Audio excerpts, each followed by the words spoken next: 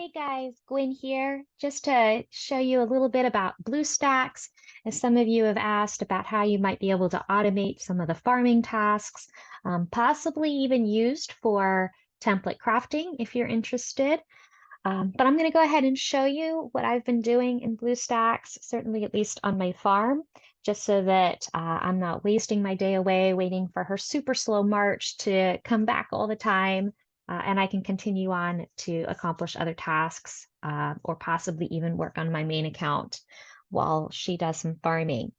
So first things first is you're going to need to download the BlueStacks application. So the BlueStacks application is actually going to be found at bluestacks.com. So you can go to www.bluestacks.com to be able to find that application, and then you'll be able to download it from there. Once it's been downloaded, you'll be able to open up the application on your screen, and then from there, you can download the application or the game that you're wanting to utilize within the BlueStacks. So BlueStacks really is just sort of an Android emulator or a phone emulator to be able to play these games on your computer that are otherwise designed for mobile applications. So I'm going to go ahead and open up my game and launch it, and then you'll see it'll condense it down so that it'll actually look like a cell phone screen because these games were designed for that sort of platform, right? So it's going to make itself smaller to look like a cell phone, just like how you would play it on your own phone yourselves. I'm going to give this a moment to load because the game always takes some time.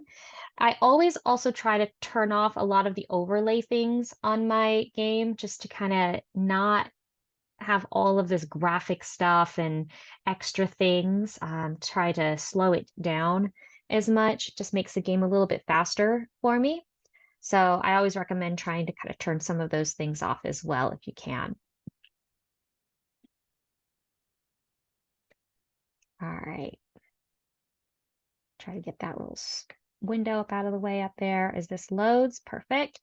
So I'm going to give this another moment to load. Some things that I'll mention as far as limitations about BlueStacks as this loads up is that I have found that sometimes you have to babysit it a little bit because if one of those clicks that you've programmed in isn't able to click right, because maybe it didn't find a creature within the range that you've searched, well, now your whole thing is off and you're going to have to move the map around yourself because I haven't, figured out how to program in the moving of the map.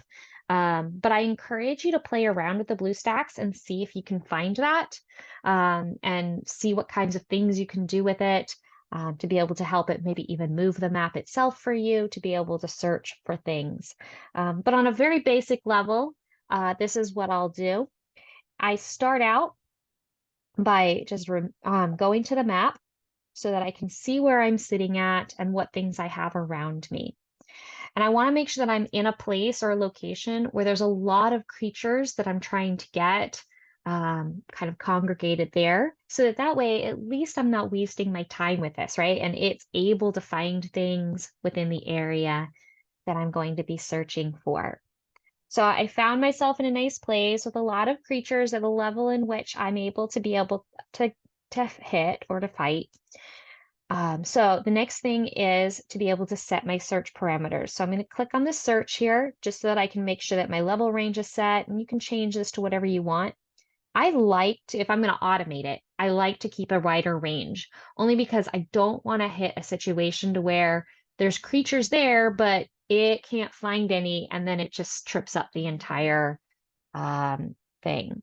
And then I can search. And then once I find that, it'll find a creature, and then I can click on this creature found so I can center it on my screen and click it again to open up the creature and begin the attack process. And this is where having your marches set is helpful too, because I'm going to go ahead and choose my march pawn for this purpose. So I click on that so that it's selected, my troops have been selected, and then I can go ahead and click on march down here at the bottom, and it'll go ahead and march there. Now that's how I've just sort of set everything. Now it's time to actually record all those motions in my macro so that it will continue the process over and over again and repeat it. So in order to set up the macro, I'm going to click on this button here for this Open Macro Manager. And it opens it in another window over here to the left. And you can see I've got a couple macros that I've created already, but I'm going to click on the Record New Macro up at the top. And now I can begin the process of recording those clicks. So I'm going to first click on the search. I've got what I'm looking for, so I can search again. It's found a creature, so I want to click on that so that it'll center it on my screen. Click again so it'll open that creature up. Attack. And then I want to actually intentionally select that pawn. Even if it's already highlighted, I still click it to record that click, just in case maybe it's not already done. And then I can click on March at the bottom. I'm going to let it complete its process, even let my pawn return to my keep before I stop my macro up at the very top of the screen. So I'll stop recording my macro, and here I've got it where it shows my new macro that I've just created. So now I could rename my macro, and I can call it creature hunting. And then I could even change then the settings where I can repeat this action. I like to sometimes set it for like a duration of an hour, just let it go for an hour and see what it can get for me. And the more important thing is this interval between executions. We all know that as it starts getting those things that are close around your keep, it's going to have to search further and further and further, and that's going to take longer and longer and longer for your march to return. So we want to give it that time with those intervals for it to be able to return. So with my super slow march, I usually try to do about maybe 1 to 2 minutes because I only have one march and she has to return before I can send another one out. But if you've got 4 marches where you know that you can have multiples going at the same time, you could probably lower that interval in between executions a little bit more. For the sake of seeing this in our experiment, I'm going to go ahead and show you just 30 seconds for now. And then sometimes I'll play with this playback speed. All the playback speed does is just speed up the clicks themselves. The interval between the executions will still remain the same. Then I can save. And once I've got that saved, I can go ahead and click on the play button to begin the macro. So now it has begun executing. So it's already found something. It's going to go ahead and center to it and open it up so that we can begin to attack that. It's selecting that pawn for me, and then it'll go ahead and click that march button, and there she goes, off to kill that creature. Another thing you're going to also want to keep in mind is your stamina. So before you start a macro like this, make sure that you have bought enough stamina to be able to actually keep up with all of the marches that it's potentially going to complete within that time frame that you're going to run your macro for. So it does take gold to buy your stamina to keep it going, but we're all spending gold on stamina anyway, even if we're doing this manually by hand. So there you can see it just triggered it again after 30 seconds, sent another march, and it's just going to keep on going with this. So I'm going to go ahead and stop my macro up at the top now, because I want to show you one other thing that we can do with this macro. I'm going to go ahead and click on my search again here. This time I'm going to set it up where I can do events. So you could do the same thing for other things like your pale steel or bricks and scholarly fragments and all of those things, the caravans that you're trying to get throughout the week. So I can go ahead and select that pale steel caravan. I have my search here and let it find that. There, we know it's there. So I'm going to go ahead and turn that off because I know that I've got my parameters set. So my clicks are ready and I'm ready to record them. So I'm going to come over here to record new macro and I can begin recording those clicks. So I first click on my search. I will click on events just because if it opens up and it's already on the general tab, I want to make sure that it clicks the event tab specifically.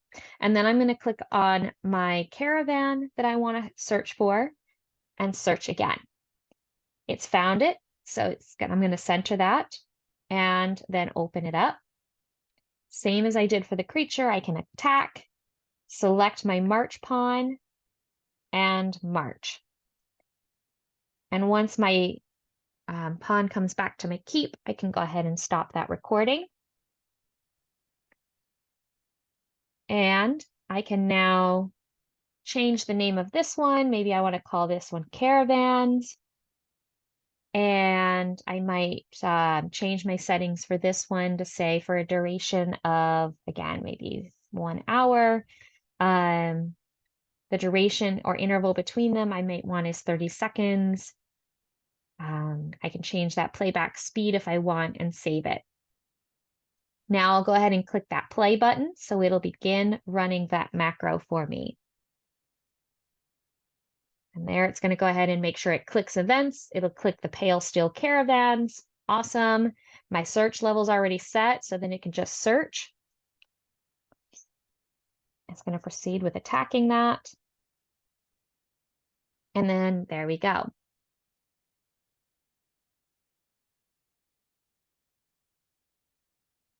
And then we'll give that another 30 seconds. And you'll be able to see it'll launch this process again here in just a moment on its own. So like I said, you'll just want to make sure that you have enough stamina to cover this as it goes. Make sure you're in an area where there's certainly plenty of creatures for it to find, so that it doesn't get tripped up. Because if it can't find something, then it does get locked up or stuck.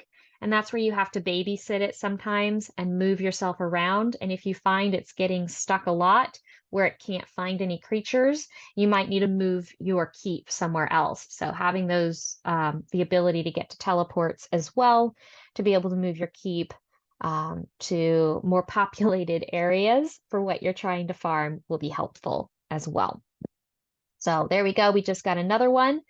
And it will just keep on going until either the time runs out or it gets stuck because it can't find anything else. So I'm going to go ahead and stop that.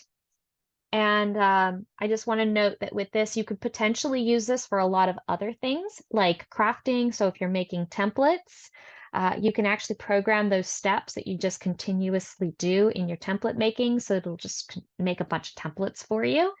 So I encourage you to play around with that if it's something that you want to try and do to make some of those tasks that are a little bit more tedious that we hate, maybe be a little bit easier for you in the end. That way we can go about our lives and we can take care of our kids and read them bedtime stories. We can cook our dinners, or we can go to work and do the things that we need to do beyond that. But otherwise, thank you for listening. And that is my BlueStacks tutorial for you all today.